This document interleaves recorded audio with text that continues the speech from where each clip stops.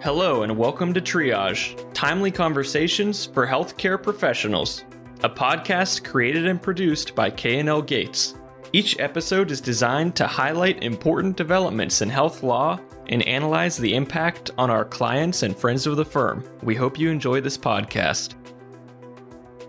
Hi, everyone. I'm Sarah Carlins, healthcare law attorney at K&L Gates. This podcast, which is a two-part series, centers on recent developments in the area of privacy and security of health information. There has been a lot happening at the Department of Health and Human Services, Office for Civil Rights, also known as OCR, and the Administration for Strategic Preparedness and Response, also known as ASPR, in the realm of privacy and security, related in large part to increased remote care options, such as telehealth, and the increased vulnerabilities and risks to the healthcare sector because of that. In part one of this podcast, I'll be speaking with my colleague, Gina McDonald, who's also a healthcare attorney here at K&L, who will be sharing information about guidance issued by OCR for healthcare providers and their patients about telehealth and the security of PHI, protected health information.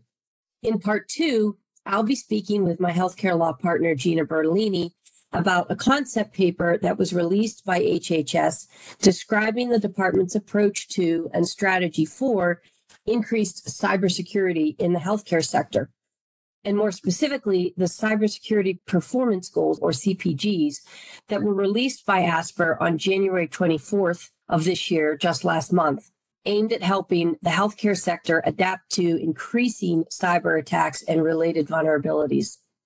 So with that overview, let's jump into the part one focus on telehealth and privacy. Gianni, would you share a bit with us about OCR's recent guidance in this area? Sure, Sarah. So in October 2023, OCR released two resource documents to help healthcare providers inform patients of the risk associated with using telehealth and ways to reduce these risks. As we saw with the COVID-19 public health emergency, the use of telehealth has increased, and it's also expanded healthcare providers' ability to provide care to patients remotely. And this expanded use has resulted in the potential for increased privacy and security risk as more PHI has become susceptible to unauthorized access, accidental disclosures, and cyber hacking incidents. And OCR essentially offers this resource with the idea that providing assurances about the privacy and security of PHI can help promote more effective communication between providers and their patients, which is important for quality care. Gianni, what do these resource documents include? So as it relates to the first document is geared more so to providers specifically by providing education tips they can give to their patients regarding telehealth risk before their visits. And just as a very high level, they included tips such as explaining what telehealth is and the remote communication technologies that can be utilized in telehealth sessions as part of providing this option to patients. They can inform patients about the privacy and security protections of the remote communication technologies that they offer, which can help prevent breaches of the patient's PHI, and that they can inform them that the information that's discussed during their appointment and any documents or images that are shared during a telehealth appointment. They can inform patients about the possible risk to their PHI when using remote communication technologies for telehealth and ways to mitigate those risks. And they provide risk that can be given to patients such as, viruses and other malware, unauthorized access, as I mentioned earlier, security, cyber hacking, and accidental disclosures.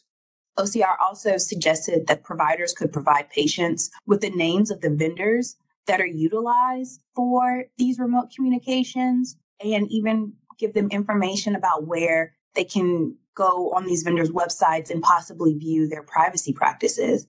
And providers may also want to provide information about any privacy and security safeguards that the vendors have agreed to use, and whether or not any online tracking technologies are being utilized by these vendors in fulfilling these services. And then they also have the ability to inform patients of their right to file a privacy complaint if they believe their health privacy rights or someone else's health privacy rights have been violated.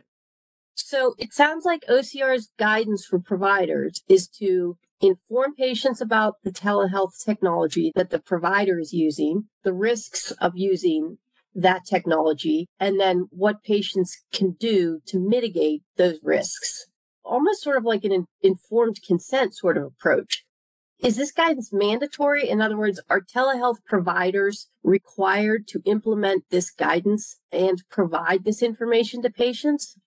No, HIPAA does not require HIPAA-regulated healthcare providers to educate patients about the privacy and security risk of telehealth. However, OCR does make the point that OCR supports the continued use of telehealth. And I think in recognition of the fact that the use of telehealth can only continue if privacy and security is not at risk, OCR is ultimately publishing these materials to help healthcare providers understand how to comply with HIPAA when providing care via telehealth and to supplement previous materials that OCR has published. The guidance also references a report from the General Accountability Office, or GAO, that was published in September of 2022. The GAO report identifies steps the federal government should take to assess the quality of telehealth services. As many of our listeners will know, in March of 2020, near the beginning of the COVID-19 pandemic, CMS and OCR waived many regulatory requirements related to telehealth to allow reimbursement for telehealth and other remote care services that would have been prevented prior to the public health emergency. In particular, OCR announced that it would not impose penalties against providers for noncompliance with HIPAA in connection with the good faith provision of telehealth during the public health emergency. Many of these telehealth flexibilities expired or will expire at the end of 2024. And now that the federal government is considering whether permanent statutory and regulatory changes should be made to allow for the expanded delivery of telehealth services. Some of these considerations relate to whether telehealth can deliver quality care without the risk of fraud and abuse, and whether patients' health information is safe when receiving care via telehealth. Okay, so the enforcement discretion on the privacy and security rules that OCR had in place during the COVID public health emergency expired, and the guidance that we're talking about today was issued by OCR in October of 2023. So although this guidance and its recommendations are not binding, it seems it's important for healthcare providers to understand that, number one, they must comply with HIPAA's privacy and security rules in relation to the use of their preferred telehealth technologies. And two, it's also important to understand that the government views communication about privacy and security rules to be an important component of quality care in the telehealth setting. That's right. So I think there are two primary takeaways. The first is that although this guidance is non-binding and healthcare providers have discretion about what they communicate with their patients about the risk of telehealth, providers are required to ensure that they are using technologies that comply with HIPAA's privacy and security requirements. And the second is that the federal government views informing patients of risks to privacy and security as an important aspect of delivering telehealth in a safe and effective manner. Okay. And so what are some of the tricks and tips that the guidance provides for patients to protect their health information? So OCR includes tips such as having your telehealth appointment in a private location, using a personal computer or mobile device if possible. We know that some workplaces and public settings can see what you do when you're using workplace devices or you're on an unsecured public network. To avoid using public Wi-Fi networks and any USB ports at public charging stations, cyber criminals can steal sensitive information by creating fake public Wi-Fi networks. Or they've also been known to use public USB charging ports to install viruses or other malware on computers or mobile devices. And then also, I think if you're suspicious of a link or you have doubts about a link provided by your healthcare provider, OCR suggests that you should contact your healthcare provider right away to confirm the link they sent is valid. And so this guidance document for patients is intended to be a resource for patients and doesn't add to the recommendations for healthcare providers in terms of what they should communicate. It really is a document that speaks directly to patients who are interested in learning more about the risk of telehealth and steps they can take to mitigate those risks. Thanks, Gianni. This is going to be really helpful for our clients who are engaged in telehealth as well as their patients. Listeners, stay tuned for part 2 of this podcast, which addresses cybersecurity in the healthcare space, more specifically, HHS's concept paper on cybersecurity and related performance goals. See you for part 2. Thanks again for listening to Triage, timely conversations for healthcare professionals.